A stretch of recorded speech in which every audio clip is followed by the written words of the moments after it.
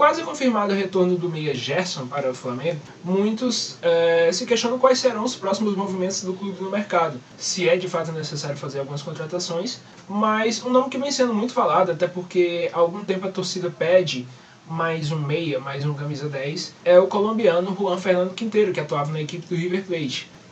Eu vou estar comentando um pouco nesse vídeo o porquê eu acredito que não seria uma contratação que eu faria e principalmente eu acredito que seja necessário mais um camisa 10. E para estar abordando isso eu vou comentar em alguns pontos. O primeiro deles, a versatilidade que esse elenco do Flamengo permite e a versatilidade do treinador que está assumindo a equipe do Flamengo no ano de 2023. Além de, claro, comentar sobre o perfil do próprio jogador colombiano. Inicialmente, acho que a gente tem que começar por um ponto de partida de como o Flamengo atuou no ano vitorioso de 2022. O time atuava numa base que era um 4-3-1-2. O Everton Ribeiro foi um pouco recuado para a linha dos volantes e você tinha na frente Arrascaeta, Pedro e Gabigol.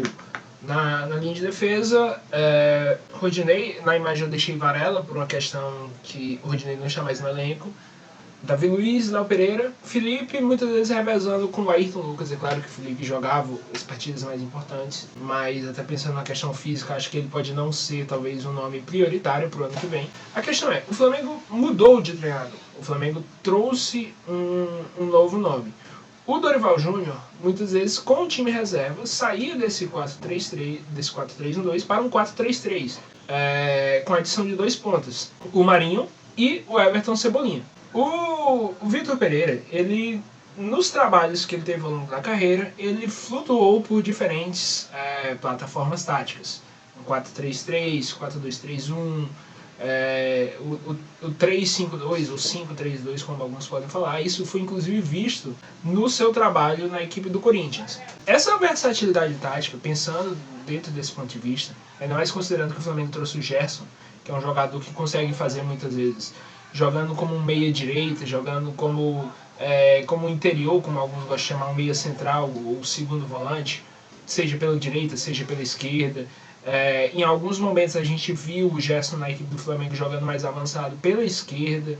Ele atuou dessa forma na equipe do Olympique de Marseille, então ele engloba diferentes possibilidades. Isso, por exemplo, para uma mudança para um 4-2-3-1, isso é excepcional, pensando dentro desse ponto de vista. Claro, você teria de desfazer uma dupla de Pedro e Gabigol, ou talvez até deslocar o Gabigol para o lado direito. Mas a questão é, uma possível entrada do Gerson, você consegue ir mexer, substituir diferentes jogadores. Você consegue colocar ele na esquerda, você consegue, por exemplo, deixar o Everton Ribeiro na direita e ele na esquerda, o Arrascaeta no centro. Você pode tirar um dos volantes, seja o Thiago Maia, seja o João Gomes. Você pode trazer o próprio Everton Ribeiro para jogar como 10, e esse elenco do Flamengo tem algumas opções que permitem jogar assim. A gente tem um moleque, o Matheus França, que é talvez a principal joia da base do clube. Deve ser vendido, mas ainda não é um motivo para a gente descartar ele como opção. O outro jogador da base também muito promissor, o Vitor Hugo. Ele é um meia, um 10 de origem.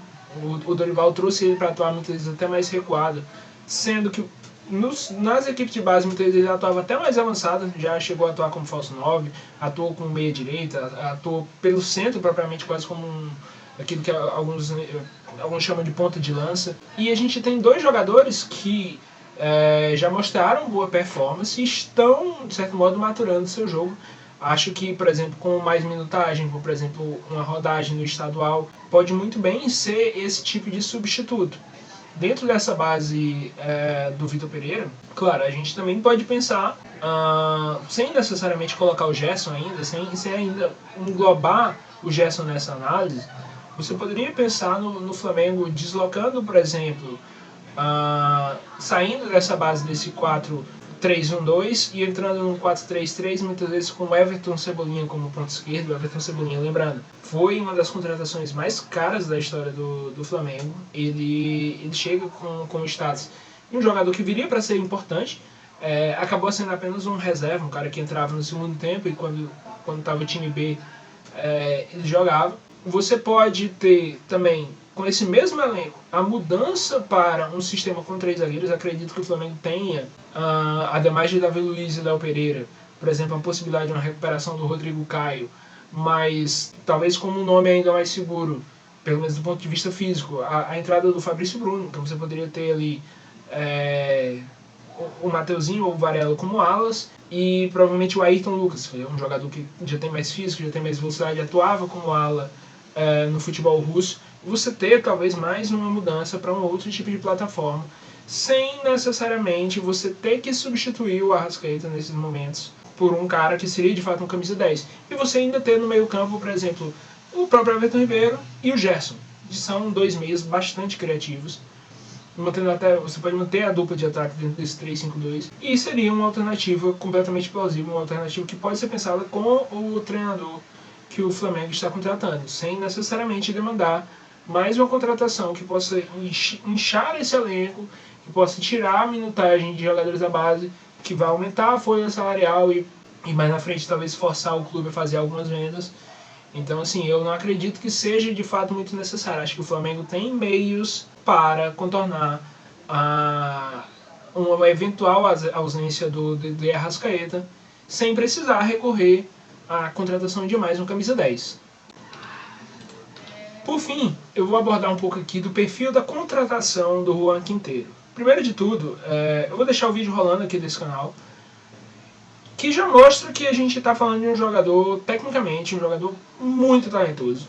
Um jogador que tem uma boa bola parada, um jogador que tem drible, um jogador que consegue finalizar, por exemplo, fora da área, um jogador que tem último passe, um jogador que tem cruzamento, bola longa, muitas vezes com várias inversões, por exemplo, do lado direito para a esquerda, muitas vezes achando, por exemplo, o lateral esquerdo livre, em posição de vantagem, tabela, associações rápidas.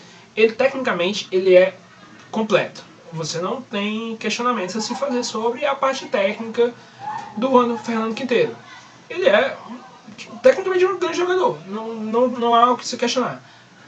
O meu ponto é, o Flamengo, nos últimos anos, venceu, essencialmente, pressionando alto. Ou seja, por mais que você tivesse um time muito organizado para atacar, um time com a tendência de ser um jogo muito associativo, um time que tem jogadores diferenciados tecnicamente no Arrascaeta, no Gabigol, no Pedro, no Bruno Henrique, no Everton Ribeiro. Basicamente nenhum dos jogadores desses, digamos assim, não defendia. Todos eles tinham, de certo modo, algum tipo de prestação defensiva. A gente poderia observar, sei lá, o Everton Ribeiro é um cara com muita prestação defensiva. O Arrascaeta, apesar do período que, de fato, esse período que ele teve lesionado com essa pubalgia, ele talvez não tenha sido tão competitivo assim, mas foi visto já ele ser, por exemplo, um cara determinante, inclusive com roubada de bola. Quem não lembra, por exemplo, aquele gol do Gabigol no Beira-Rio em 2019, aquele gol do Gabigol tá pedindo, aquela jogada é iniciada com o desarme do Arrascaeta. O primeiro gol do título de 2019 é iniciado com o desarme do Arrascaeta. A gente tem vários momentos que são, de certo modo, marcantes para o torcedor e que são iniciados com o desarme do Arrascaeta. E esse jogador, o Juan Fernando Quinteiro, viria exatamente para substituir ele. Se a gente pegar na média de desarmes e interceptações no SofaScore, a gente vê que o Juan Fernando Quinteiro tem uma média de 0.2 interceptações e 0.3 desarme por jogo.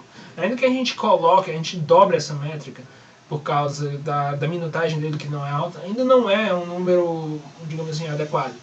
E principalmente a gente está falando de um jogador que muitas vezes não é tão competitivo fisicamente. Você vê que, assim, como eu estou falando, é um jogador muito técnico, muito capacitado, mas a forma física dele não é de um cara muito intenso, e até por isso ele, na maior parte do tempo, nos últimos anos no River Plate, ele foi um reserva, foi um jogador de segundo tempo, ele foi um cara para entrar de forma ocasional e não, digamos assim, não era de fato um cara para você confiar como um titular naquela equipe.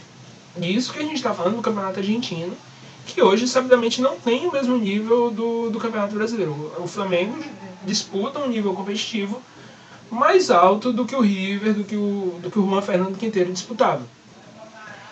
E, assim, Quando a gente olha, por exemplo, para a dupla de ataque do Flamengo, Pedro e Gabigol, a gente viu nessas finais, por exemplo, eles terem uma prestação de muitas vezes o Pedro e o próprio Gabigol acompanharem laterais até a linha de fundo. Então, assim, o Flamengo hoje, ele não dá a liberdade de ter um jogador que não defenda, que não participe, de que não colabore. O máximo que a gente chegou a ver disso foi o De Arrascaeta. E lembrando, é o De Arrascaeta, o melhor jogador desse continente, e isso porque ele estava no momento em que a condição física dele não era adequada. E talvez não fosse um jogador que a gente pudesse ter condições de abrir mão. A gente está falando de um jogador, talvez, como eu falei, é o mais qualificado desse elenco, é o mais qualificado desse time.